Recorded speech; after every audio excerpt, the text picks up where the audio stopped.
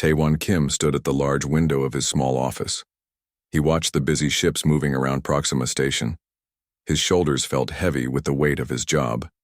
For 8 years, he had been the human voice in a place where humans were not wanted. "Another rejection letter, sir," said Ji-young Park. She placed a thin tablet on his desk. Her voice was soft but held no surprise. They got these letters every week. Taewon turned from the window. His office was tiny compared to the grand rooms of other diplomats. The walls were plain. The furniture was old. Everything about this space told the same story. Humans were not important here. Which request did they deny this time? He asked, though he could guess. Medical supplies for the lower sectors. The council says we failed to complete Form TR 7890. Ji-young's face showed what she thought about that excuse. It's the third form they've added this month. Taewon picked up the tablet. The message was short and cold. No apology, no real reason. Just rules that kept changing to keep humans out. The Andulian fever is spreading in levels 30 through 45. Ji-young added. The medicine on Captain Lee's ship could help thousands. Taewon nodded. He knew the game by now. For nearly 100 years, the Galactic Confederation had kept humans away. The ban, they called it. The official reason was that humans were too unpredictable and not compatible with the 14 alien species who ruled space. The comm unit on his desk beeped. Taewon pressed the button. Kim here. This is Captain Sang-Ho Lee. I'm waiting at docking point 9 with 20 crates of medicine that could save lives. And these idiots won't let me dock. The captain's voice was angry. Taewon could hear other voices shouting in the background. Stay calm, Captain. Getting angry will only make them more sure that the ban is right. Let them think what they want. People are dying while we sit here. Taewon looked at Ji-young. Her eyes were sad but determined. They had both given up much to be here, to keep trying when most humans had given up on the aliens. Captain Lee, move your ship to holding position Delta 3. I'll find another way to get the medicine in. After the call ended, Taewon sat at his desk and began working. There was always some small rule, some tiny gap in their perfect system. After 100 years, the aliens still didn't understand humans well enough to block all their moves. Ji-young, contact Krell the trader. He owes me a favor. And find that Meveran cleaning worker who helped us last month. Ji-young nodded and got to work. This was how humans survived out here, finding ways around the rules, making friends with the lowest workers, trading favors in the shadows of the Great Confederation. On the upper levels of Proxima Station, High Counselor Zilf of the Meverans walked with perfect posture down a wide, bright hallway. His blue skin shimmered under the lights. 2 guards followed him, keeping other beings at a respectful distance.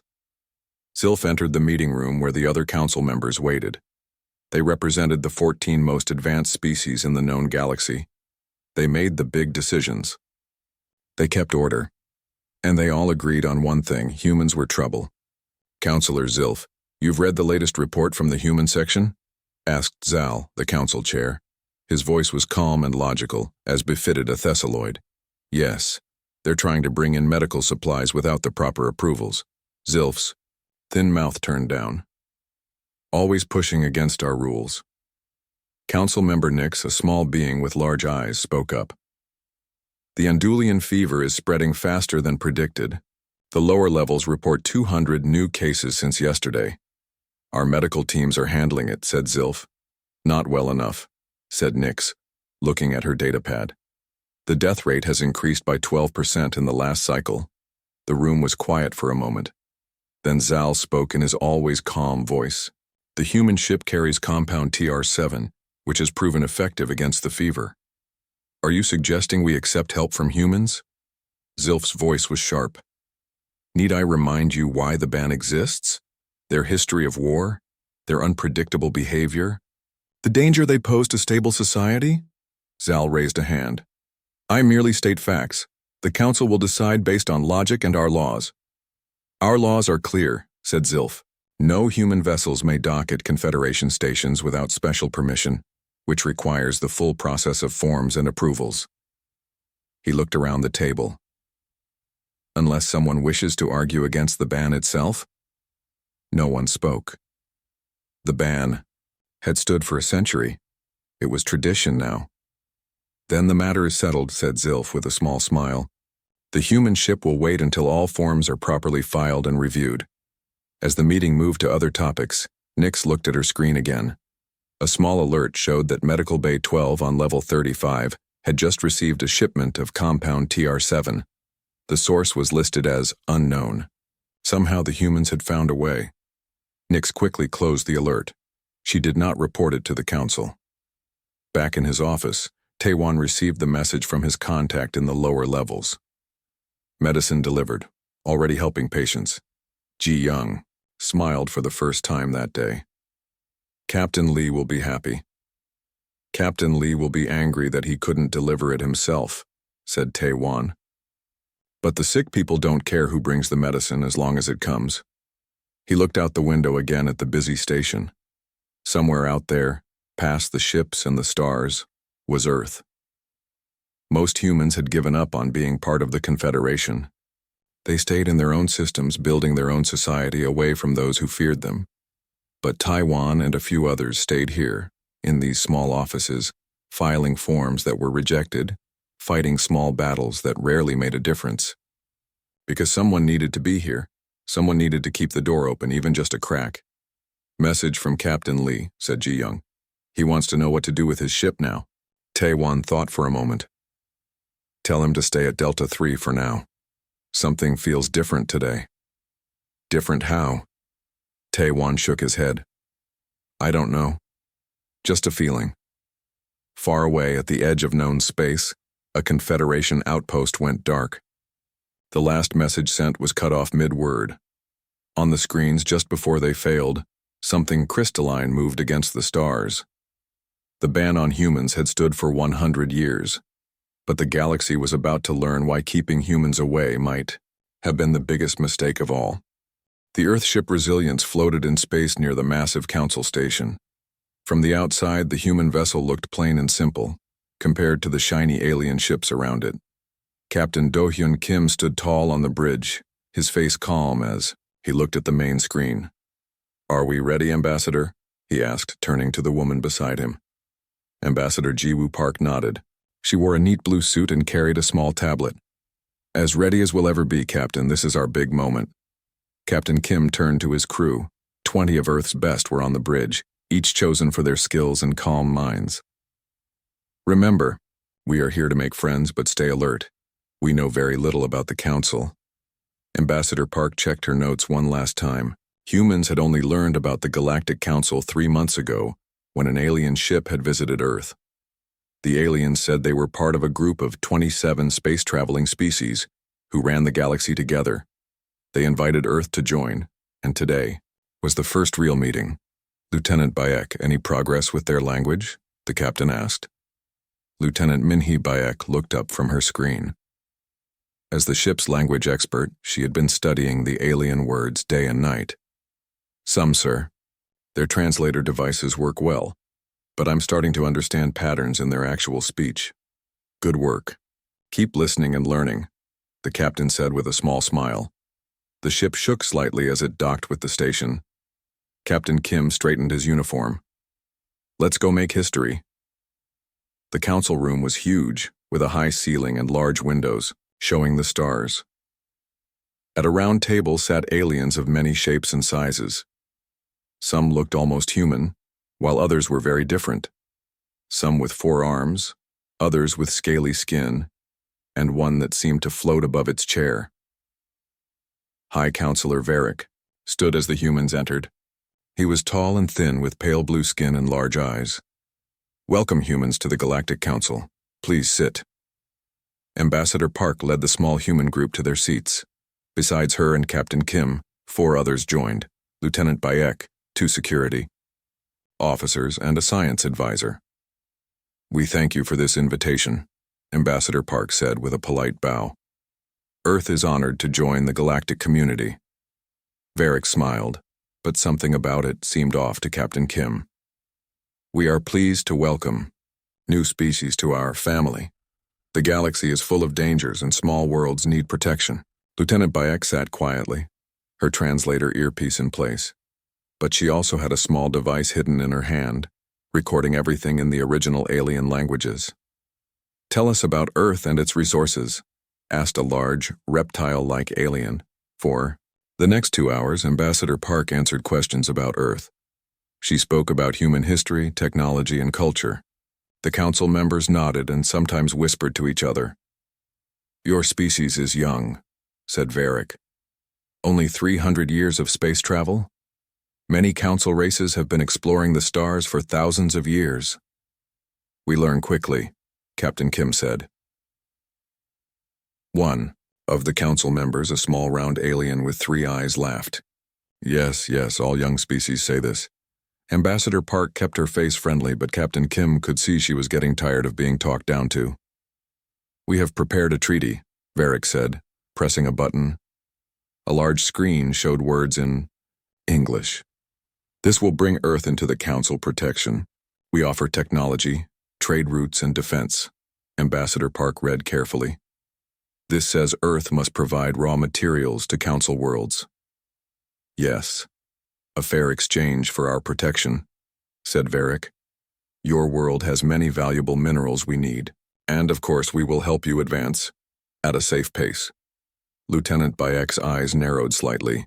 The translator had said fair exchange, but in the original language she had heard something closer to expected payment. "I see," Ambassador Park said. "And these sections about limiting our space travel?" "Just safety rules," said the reptile, alien. "New species often make mistakes without guidance." Captain Kim noticed how the council members looked at each other. He had been in enough bad deals on Earth to know when someone was trying to trick him. For 6 more hours they talked about the treaty. The more Ambassador Park asked questions, the more the council seemed annoyed. "Perhaps this is too complex for you to understand now," Varric finally said. "Take the treaty back to Earth. Your leaders will see its wisdom." Later, in a private room on the council station, the human team met. "They think we're stupid," Captain Kim said, his voice low. "Ambassador," Park nodded. "The treaty is terrible. They want our resources and plan to keep us weak and dependent." Lieutenant Beck connected her recording device to a screen. "I've been working on their languages. Listen to what they said when they thought we couldn't understand." She played a recording. The council members were talking during a break, not knowing humans could hear. "These humans are even more primitive than we thought," Varric's voice said, now translated correctly. "Their planet is rich with element 310. We'll have it all within 10 years. And they'll thank us while we take it." Another voice laughed. Lieutenant Bayek stopped the recording. "There's more. They've done this before to other species. They offer protection, take resources, and keep new races weak. 5 species have gone extinct under their care." Captain Kim's face grew hard. "So that's their game. What do we do?" asked the science advisor. "We can't match their technology in a fight." Ambassador Park thought for a moment. "We don't need to fight yet. We play along, ask for time to review the treaty. Meanwhile, we learn everything we can. They've shown us ships, weapons, and communication systems already," said Captain Kim, thinking we're too primitive to copy any of it. For the first time that day, Ambassador Park smiled. Not the polite smile she had shown the council, but a determined one. "Humans have always been good at learning from others. Let's show them how fast we can really learn." "And if they don't?" "Like it?" asked one of the security officers. Captain Kim looked out the window at the stars. "Then they'll find out what happens when humans stop being nice." The next morning, Ambassador Park met with Varric again. With her most respectful smile, she said, "Thank you for the treaty, High Counselor. Earth will need 3 months to review it properly." 3 months? "That's an unusually long time," Varric said, frowning. "We are a young species," Ambassador Park said, using his own words against him. "We must be careful with such important decisions." Varric nodded slowly, thinking the humans just needed time to accept their place. "Very well. In 3 months we expect your answer." As the human team boarded their ship to return to Earth, Lieutenant Bayek was already sending encrypted data home. Complete technical scans of everything they had seen. The council had no idea what they had just started. They thought they were dealing with a simple young species. They were wrong. In just 3 months, they would learn what happens when humans are underestimated. As the Resilience pulled away from the station, Captain Kim looked back at the council headquarters. "See you soon," he said quietly. "And next time we won't be so nice." 3 months had passed since the first meeting with the Galactic Council. High Counselor Varric sat in his large office on the council station, looking at reports. His blue skin wrinkled around his eyes as he frowned. Still no answer from the humans, he said to his assistant. They asked for 3 months to review the treaty. That time ended yesterday. The assistant, a small 4-armed alien named Plick, nodded. "Should we send them a message?" "No," Varric said. "Let them come to us. They will sign eventually. They need our protection." What Varric did not know was that Earth had been very busy during those 3 months. Deep under the mountains in what was once called Colorado, Admiral Hyunwoo Choi walked through a massive new facility. Around him, hundreds of engineers and scientists worked on strange-looking machines. "Show me our progress," he said to the woman walking beside him. "Director." Subin Kang nodded and led him to a large room. Inside was what looked like the engine of an alien ship. "We've figured out how their faster-than-light drives work," she said. "This is our first working copy." Admiral Choi looked impressed. "How many ships can we fit with these?" 50 by the end of the month. Maybe 200 in 3 months. They walked to another section where workers were building small devices. "These are based on their translator technology," Director Kang explained. "But we've made them better. Ours can now translate any council language perfectly." "And the weapons?" Admiral Choi asked quietly. Director Kang's face became serious. "We hope we won't need them, but yes, we've made progress there too." In another part of the facility, Lieutenant Minhee Bayek was teaching a class of 20 people. On screens around them were different alien languages.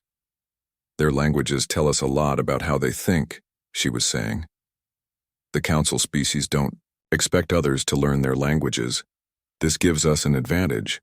All across Earth, humans were working together like never before.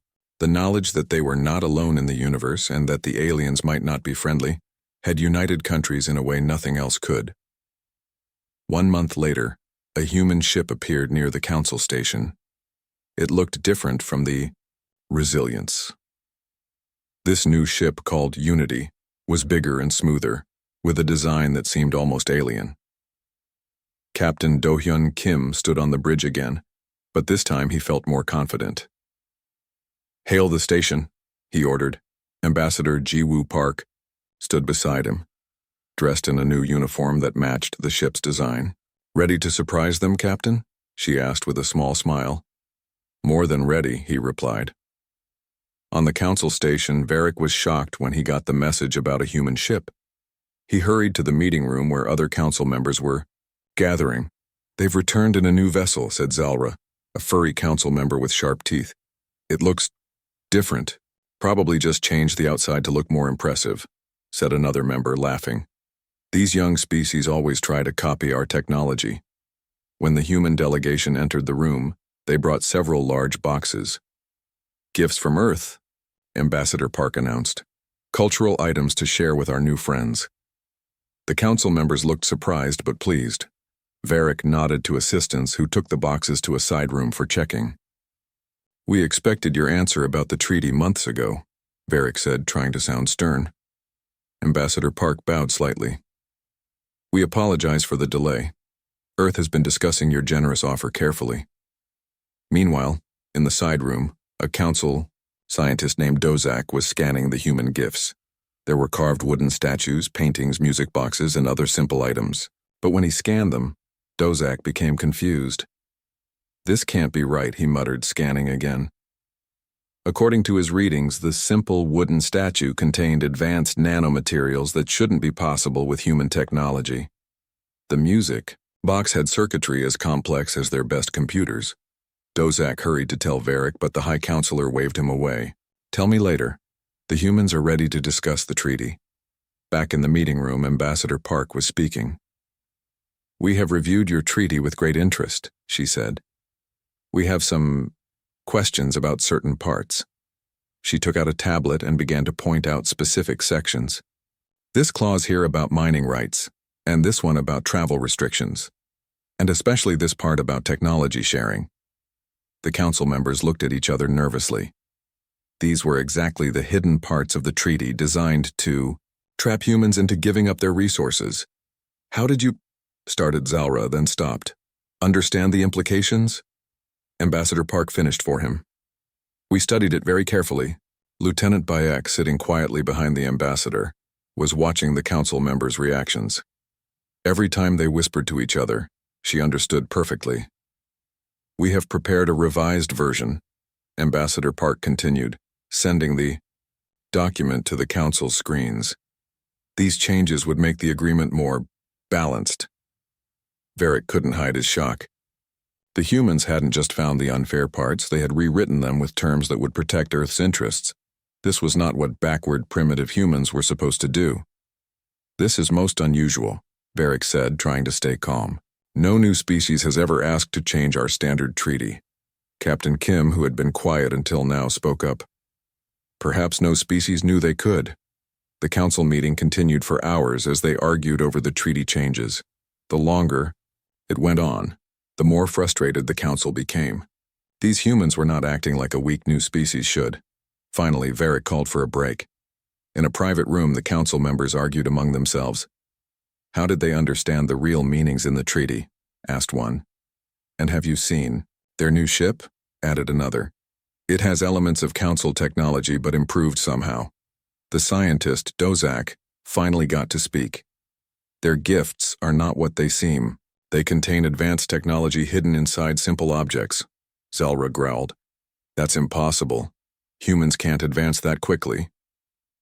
When the meeting resumed, Varric tried a new approach. These changes you suggest would take months to approve. Perhaps for now you could sign the original treaty, and we can discuss revisions later. Ambassador Park smiled politely. I'm afraid Earth cannot accept the original terms. We would prefer to continue as friendly neighbors until we can reach a fair agreement. Varric's face showed his anger for just a moment before he controlled it. Very well. We will consider your revisions. As the human delegation prepared to leave, Captain Kim turned to Varric. We look forward to a long relationship with the Council, one based on mutual respect. The way he said respect made several council members uncomfortable. We hope for friendship, Captain Kim continued. But we prepare for all possibilities. Humans value respect above all. Back on their ship, Lieutenant Bayek reported what she had heard during the meeting. They're confused and angry. They didn't expect us to understand their plans or to advance so quickly. Good, said Ambassador Park. Let them wonder. Captain Kim looked out at the stars. They still don't take us seriously. They think this is just luck or copying. They'll learn, said Ambassador Park, one way or another. What none of them knew was that the Council had already decided to teach humans a lesson about their place in the galaxy, and that lesson would change everything. 1 month after the attack on Europa, a human ship approached the Council station. But this was not like any human vessel the Council had seen before. The ship was huge, 3 times larger than their previous vessel. Its surface was dark and sleek, with strange patterns that seemed to absorb light. The Council's scanners struggled to read it clearly. Inside the Council chamber, members whispered to each other nervously. That cannot be a human ship, Zalra said. They must have bought it from someone else. No one would sell them such technology, another replied. How did they build it so quickly? High Counselor Varric tried to look calm, but his blue skin had turned pale. Remember, they are still just humans. Do not show concern. The doors opened and the human delegation entered. Captain Do-hyun Kim led the way, with Ambassador Ji-woo Park beside him. Lieutenant Min-hee Baek and 4 other officers followed them. Ambassador Park wore a simple black uniform, as did all the humans. Their only decoration was a small patch showing Earth with 23 stars around it, 1 for each scientist lost on Europa. Welcome back, Varric said. We are ready to discuss the unfortunate accident and perhaps revisit the treaty.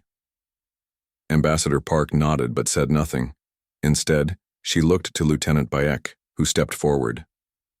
"Before we begin," Lieutenant Bayek said, "I wish to make sure we all understand each other clearly." She pressed a button on a small device she carried. Suddenly, voices filled the chamber, the council members' own voices, speaking in their native languages. "The attack on the Ero, human station should frighten them into accepting our terms. A few dead scientists is a small price for putting humans in their place. Make it look like an accident. They're too primitive to prove otherwise." The voices were from private council meetings, secretly recorded. The council members looked at each other in shock. "How did you get these recordings?" Varric demanded. Lieutenant Bayek smiled slightly. "We understand your languages better than you thought. We have understood everything from the beginning." She tapped her device again, and new information appeared on the room's main screen. "We also broke your encryption codes, all of them." The screen showed council military plans, trade agreements, and secret communications, things humans should have no access to. Commander Vraknik stood up angrily. "This is impossible. You lie." Captain Kim spoke for the first time. "We don't lie, Commander, we adapt. When faced with threats, humans become very good at solving problems." Ambassador Park stepped forward again. "You thought we were primitive, because we've only had space travel for 300 years. But there's something you didn't consider." "And what is that?" Varric asked, his voice quiet. "The speed of human progress," she answered. "What took your species thousands of years, we can do in decades. When pushed, we can do it even faster." Lieutenant Bayek continued showing more information. On the screens, detailed scans of council worlds, defensive systems, trade routes. "While you've been watching us," Captain Kim said, "we've been learning everything about you." A council member named Triz, who had been quiet until now, asked, "How did you advance so quickly? This is not normal." "Humans have a special trait," Ambassador Park explained. "When faced with a common threat, we set aside our differences and work together. What would have taken decades was done in months because you united us against you." Captain Kim nodded. "The moment you decided to attack our research station, you created something new, a fully united Earth." The screens now showed images of human ships, dozens of them, hidden throughout the solar system. Other images showed new bases on Mars, on the Moon, and in the asteroid belt. "This is concerning," Varric admitted, finally showing his worry. "But the Council still has larger fleets, more resources." "We also made friends," interrupted Ambassador Park. 3 new aliens entered the chamber. They were from species that were part of the Council but rarely spoke. One of them, a small gray alien with large eyes, addressed the Council. "The humans approached us, the species you have exploited for generations. They offered real partnership, not domination." Varric stood, his face angry now. "Enough. Guards, detain these humans. They have violated Council security and threatened our order." Council security forces moved toward the human delegation, weapons ready. But when they tried to fire, nothing happened. Captain Kim smiled. "Remember those gifts we brought months ago? The cultural items? They contained special nanites that have been changing your systems ever since. Right now, no weapon on this station will work against us." The council chamber erupted in chaos. Some members shouted for more guards while others called for calm. "This is exactly what we expected," Lieutenant Bayek said quietly to Ambassador Park. "Their species almost always react the same way when surprised, with fear and anger." Admiral Hyunwoo Choi's voice came through their communication devices. "The fleet is in position, Ambassador. Just give the word." Outside the station, hidden by special technology, 100 human ships waited. They had been there for days, completely invisible to Council sensors. Commander Vraknik, seeing his weapons useless, charged toward Captain Kim with his forearms ready to fight. But before he could reach the captain, he froze in mid-step. A field of energy held him in place. "We studied your biology too," Captain Kim said calmly. "We know exactly how to stop you without killing you." Ambassador Park raised her hand and the room grew quiet. "The Council has a choice to make. For too long you have ruled through deception and fear. You have exploited new species instead of helping them. You attacked us when we only wanted fair treatment. She paused, looking at each council member. Humans can be the most helpful allies or the most terrible enemies. Today, you decide which we will be to you. Varric, seeing his power slipping away, tried one last threat. The other council fleets will respond. This station is just one small part of our power. Lieutenant Beck laughed softly. We've sent the recordings of your attack plans to every world in the council. Your own people are already questioning your leadership. Captain Kim stepped forward. This is what humans do best, Counselor. We adapt, we learn, and when threatened, we overcome. In just 4 months, we've matched technology that took you thousands of years to develop. He looked around the room at the shocked faces. And we've only just begun. The council chamber was silent. High Counselor Varric looked around at the faces of his fellow council members. Some showed fear, others anger, but all showed shock. Captain Do-hyun Kim stood calmly, waiting. The human delegation had just revealed that not only had they understood the council's true plans from the start, but they had prepared for this moment in ways no one thought possible. You leave us no choice, Varric finally said. What are your demands? Ambassador Jiwoo Park stepped forward. Not demands, proposals. We came to this galaxy hoping for friendship, not conquest. She nodded to Lieutenant Minhee Bayek, who displayed a new document on the screens. This is a new treaty, Ambassador Park explained. One based on respect and fair exchange between all species. As the council members read, their expressions changed from worry to surprise. The treaty was not what they expected. Instead of demands for surrender or punishment, it outlined a new way for species to work together. You're not asking for our resources? Asked a council member. We want trade, not theft, Captain Kim said. Earth has much to offer, but so do your worlds. We prefer to share knowledge and help each other grow. One of the older council members laughed. You have 100 ships pointed at us, and this is what you ask for? Most species would demand our surrender. Most species aren't human, replied Ambassador Park. We can be your worst enemies or your best friends. The choice is yours. Commander Vrachnik, still frozen by the human technology, growled. This is a trick. Once we sign, they will attack. Captain Kim walked over to the commander and deactivated the field holding him. If we wanted to attack, we would have done so already. Free to move, Vrachnik stared at the human, confused. You release me? When I tried to kill you? We're giving you a choice, said Captain Kim. The same choice we're giving the council. Violence or peace, which do you prefer? Before Vrachnik could answer, the chamber doors burst open. More council security forces rushed in, weapons ready. Stop, shouted Varric, surprising everyone. Lower your weapons. The guards hesitated, then obeyed. We must consider this offer, Varric said, looking at the humans with new eyes.